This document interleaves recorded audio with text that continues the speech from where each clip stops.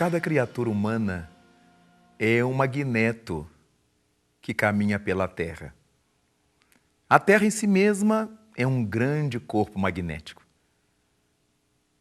Mas cada criatura humana é um corpo magnético sobre outro corpo magnético. Cada qual de nós carrega a sua capacidade magnética. E essa capacidade magnética é assim chamada pelo poder de atrair que cada um de nós detém. Essa experiência o ser humano alcançou graças a essas experiências remotas que vimos trazendo ao longo da evolução dos seres, dos mundos, dos planetas, desde quando o átomo é dotado de uma capacidade de atrair as partículas à sua volta, desde que o núcleo atômico se tornou responsável por atrair à sua volta a nuvem de elétrons, até a criatura que atrai para a sua volta um conjunto de pessoas. Ao longo da história da humanidade, encontramos que em toda e qualquer sociedade, desde que os grupos humanos deixaram de ser grupos anômicos, sem coordenação, sem regulação, para se tornar grupos sociais, nunca mais encontramos qualquer desses grupos que não tivesse uma liderança. As criaturas humanas, de uma maneira ou de outra, exigem alguém que a conduza, um líder. E nunca houve falta desses líderes em toda e qualquer sociedade da Terra. Chegamos a entender que houve um período em que as comunidades planetárias, as comunidades humanas, entendiam que a virtude do conhecimento, a virtude da moralidade, a virtude da sabedoria estariam com os idosos, os anciães. E surgiu na Terra a chamada aristocracia dos patriarcas, dos anciães. Acreditava a criatura humana que quanto mais velha fosse a pessoa, maior a soma de suas experiências, maior a gama de suas experiências, melhor o poder de dirigir outras criaturas. De certo modo, é verdade. Quanto mais vivida seja a pessoa, mais experiências ela carrega. E com essas experiências, terá mais chance de abordar os outros, de orientar os outros, uma vez que se orienta a si mesma. No entanto, na medida em que o tempo foi passando, essas aristocracias, e particularmente essa aristocracia dos patriarcas ou do patriarcado, foi cedendo lugar a outras. Porque se os anciães tinham experiência, maturidade, não tinham força física. E as comunidades precisavam de alguém que tivesse força física para as defender. É daí que surgiu a aristocracia da força bruta. E nessa aristocracia da força bruta, os líderes que a princípio defendiam as comunidades que os houveram convidado, atraído e solicitado sua ajuda e seu socorro, eles passaram a dominar essas comunidades, a se atribuir poderes que não lhes haviam sido dados e depois a transferi-los para os seus herdeiros, filhos, irmãos, sobrinhos, etc.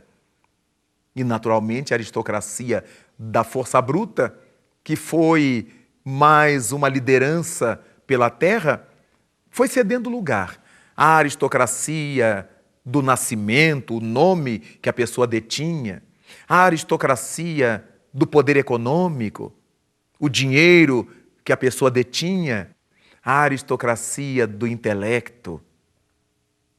Quanto mais o indivíduo soubesse, maiores poderes teria. Até chegarmos à necessidade de uma aristocracia que de fato conduzisse bem os homens pela terra, já que nós precisamos instintivamente, pela nossa natureza social, de uma liderança, por que não? Uma liderança que pudesse nos orientar intelectualmente, uma liderança que ao mesmo tempo nos pudesse conduzir em níveis morais. Sentimos por isto a importância de que ao longo dos tempos da Terra possamos encontrar, possamos desenvolver, possamos ter uma aristocracia de poder intelectual e de poder moral. Uma aristocracia intelecto-moral. Essa, certamente, nos dará possibilidades de desenvolver os campos mais diversos de nossa vida. Essa liderança, essa aristocracia, nos permitirá desenvolver nosso potencial intelectual, nosso saber, nosso conhecimento, mas também nos ensinará a dar boa vazão a esse saber, a esse conhecimento. Nos ensinará a trabalhar tais conhecimentos que tenhamos para o bem. E a nossa aristocracia intelecto-moral, a nossa liderança intelecto-moral nos endereçará para a felicidade.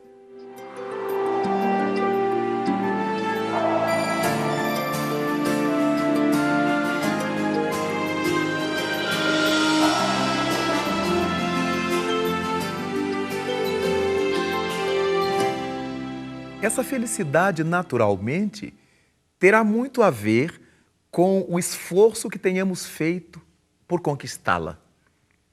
Como vimos, como falamos, cada qual de nós é um magneto que se desenvolve, que se move na Terra, sobre o planeta, que também é um gigantesco corpo magnético. É por isto que os analistas e psicanalistas de várias idades do mundo, desde o século XIX para cá, vêm nos trazendo, com Freud, com Adler, com Gustavo Jung, essas noções de que cada qual de nós carrega em si o chamado it, ou se quisermos, um magnetismo pessoal. Não é à toa que vemos pessoas capazes de atrair para o seu derredor um contingente imenso de outros indivíduos, que se sente bem junto delas, que acata as suas determinações. Encontramos diversos indivíduos espalhados mundo afora que afugentam as pessoas do seu derredor, que ninguém suporta estar ao seu lado, mesmo a sua família, mesmo as pessoas que lhes deveriam ser mais próximas. E a que se deve isto? A princípio, nós podemos cogitar desse nosso magnetismo pessoal. Nós liberamos determinadas energias, se quisermos dizer assim, liberamos de nós determinados fluidos que fazem com que as criaturas sintonizadas com os mesmos ideais nossos tenham vontade de se aproximar.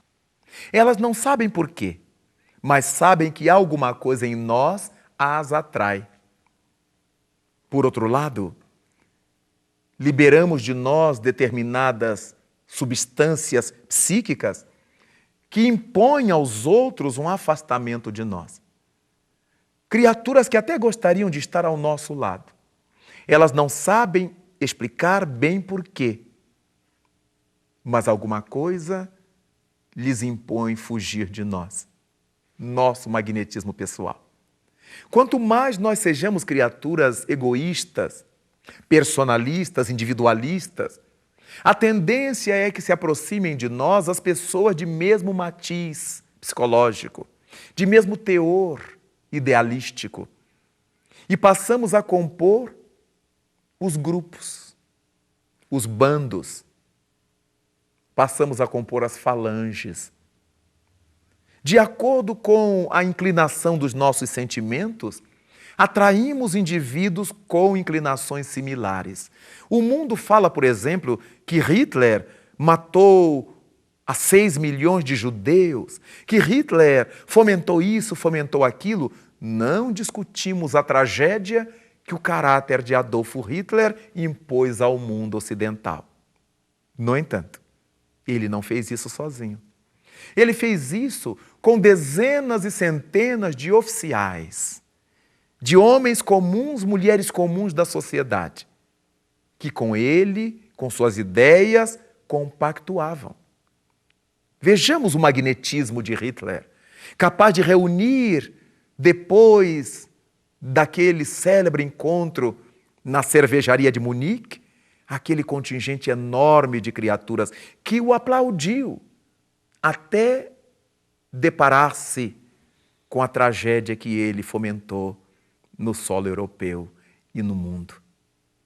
Mas, ao mesmo tempo, notamos indivíduos como Gandhi, com a sua fala mansa e firme, com o seu caráter de não querer fazer uma guerra contra a violência, porque ele afirmava que qualquer movimento contra a violência teria que ser violento também. Mas ele promoveu um movimento pela não violência de qualquer teor. Reuniu ao seu redor toda a Índia. Os seus jejuns se tornaram famosos, porque com esses jejuns ele promovia a religação dos seus irmãos, da Índia, do Paquistão que surgiu depois. Gandhi foi esse líder excepcional, com sua energia. E até hoje, depois da sua morte, em 1946, Gandhi é para nós esse ícone da liberdade, atraindo até hoje em torno do seu nome legiões de criaturas de boa vontade, de homens e mulheres que prezam a liberdade. Mas de todos os seres que passaram pela Terra, o magnetismo pessoal mais atraente foi o de Jesus de Nazaré. Nada obstante, nós não conseguíamos entendê-lo. Ele era tão especial que não conseguimos compreendê-lo. Mas ele, pacientíssimo, nos disse: quando eu for erguido no madeiro, atrairei todos os homens a mim. E foi somente depois da sua crucificação que passamos a nos interessar por ele. No entanto, quando na terra onde estava cercado pelas multidões, de famintos, famintos de comida, famintos de amor, famintos de paz, famintos de esperança, famintos de Deus.